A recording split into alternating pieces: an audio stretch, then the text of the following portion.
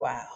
I thought I was going to come back after my break with an actual mental health vlog. That had been the plan. I normally like to have my Bonnet Chronicles logo up when I actually have a Bonnet Chronicles, but I am so vexed today by the fuckery that I just cannot play around with this. There is a lot of misinformation going along, and I feel like if I'm going to use my voice to amplify stuff, I definitely need to use it to call out lies when I see it.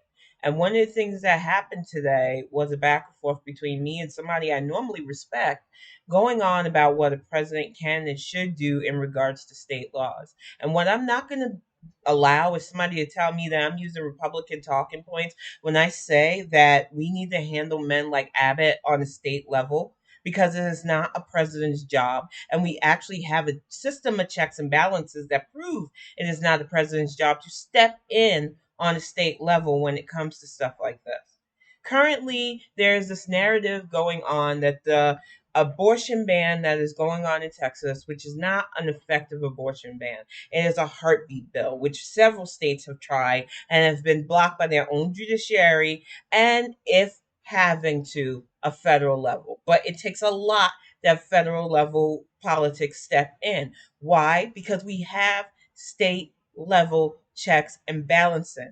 What people don't want to hear, and the truth of the matter is, what happened in Texas happened because enough white Republican Christians wanted it to happen.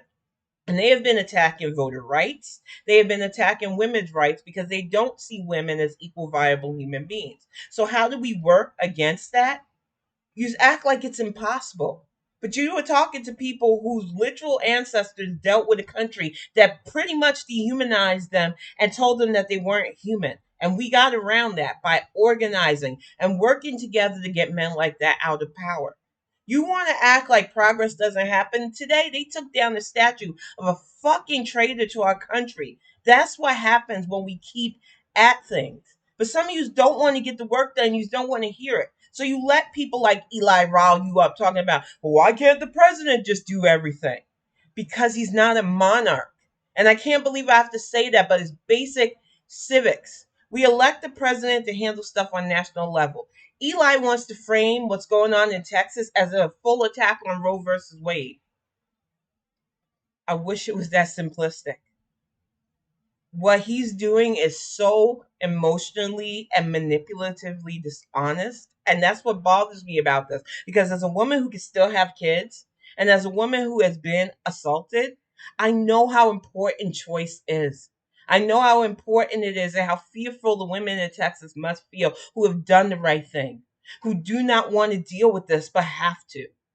But what they don't need are people who don't live in that state talking about how Biden can swoop in like Superman and save them. This is not how we are going to get proper legislation. We need to take it to states like Texas and get Abbott out and work on idiots like Ted Cruz being defeated and all the representatives that made the heart hands with him looking like ghouls as he took away freedom of choice from women all over that state. But what we cannot do is continue these hyperbolic arguments, these what ifs, these, oh, it's a definite attack when it is not. We need to keep an eye on states that are dangerously close to pushing stuff like this and get those motherfuckers out too. But you know what? That takes work, and that's what a lot of people bank on.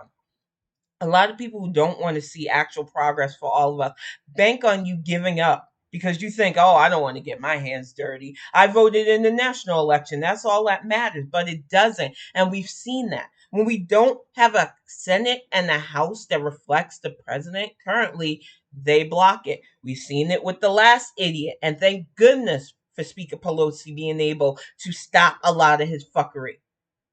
But what some of you want is a selective dictatorship, and it's pretty obvious that it doesn't matter to you who would get hurt in that process. Oh, stack the courts. While Biden's in charge, we should stack the courts. What happens when they get another fool in? That's worse than 45. And trust me, you've seen some of the talking heads that are calling for civil war. They have worse out there. None of you want to think. or strategize or think about the future at all. You're in the now. And it's tiring because some of us can't live that life. We don't have a luxury of not being smart with our votes and who represents us. There's a reason why. Say what you want about the state I live in right now. We have our yahoos that want to storm schools and talk about the mask mandate not being fair to their little crotch goblins, but they are not stopping our governor. They are not stopping our senators from getting stuff done. And while all of our representatives aren't on the up and up, the most of them are doing their jobs. Why? Because we showed out and we voted. So if you don't want to see what's happening in Texas, happen in Alabama, Arkansas, the Dakotas, Georgia, Florida, Mississippi, if you don't want to see it happen here in Michigan or in New York, you have to personally invest in your local politics. Who is your representative? Did they push for anything that restricts voting access? Did they push to represent anybody that doesn't reflect you? And why didn't you vote against them? So many of us have no idea who politically represents us in DC, but think you can yell at somebody to do something. What are you doing? Too many of you don't want to hear that. You get up in your feels and you get mad. Well, I've been a Democrat all my life, and no, I don't want to hear your resume. I want to know who's your representative, because if they're not right, there's part of the problem. And then if you have your stuff right and you've got enough energy to argue with people on why Biden isn't doing enough stuff in 8 months of being president of the United States, which is a job that has to deal with home and abroad issues, then you have enough energy to organize for the people who can get stuff done in those states that you're so worried about. But no, you would rather frame this as, oh, it's a constitutional issue. The president should just handle it. That's not how this works. I implore you, because we have devices where knowledge is at our fingertips, to look up civics, to look up why we have a Senate, why we have a House, why we have Congress indeed, why we have a judiciary system to keep them in check if they step out of line, and what a president actually does. Because the few times the president had to step in on a state level issue has been extreme, like for civil rights.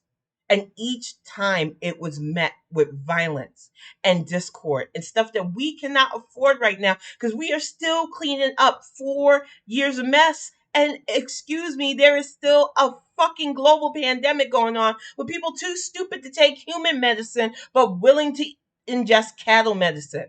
We are up against stupidity, apathy, and people who are far too entitled and not informed. So I'm begging you, if you want to help this situation, get informed. If you want to truly help Texas, help them organize, help them vote Abbott out, help them get actual legislators in each of the districts that help push this stupid heartbeat bill out of office. Because some of you don't want to think on that level. That's why we're here. And I'm tired of having to tell you these truths, but too many don't want to, because it's more lucrative for them to go, oh, it's not your fault. The president should be handling that. But it's emotionally manipulative and it's dishonest. And I'm tired of not speaking on this, because too many of us repeat this cycle of fuckery for unnecessary reasons. So you don't have to believe me if you don't want to. I am putting this out there for the people who understand this, so that the word can be spread that we have to stop amplifying the people who want to put this all on the federal government and absolve the state level. Because the will of Texas right now is to make sure that women are human incubators.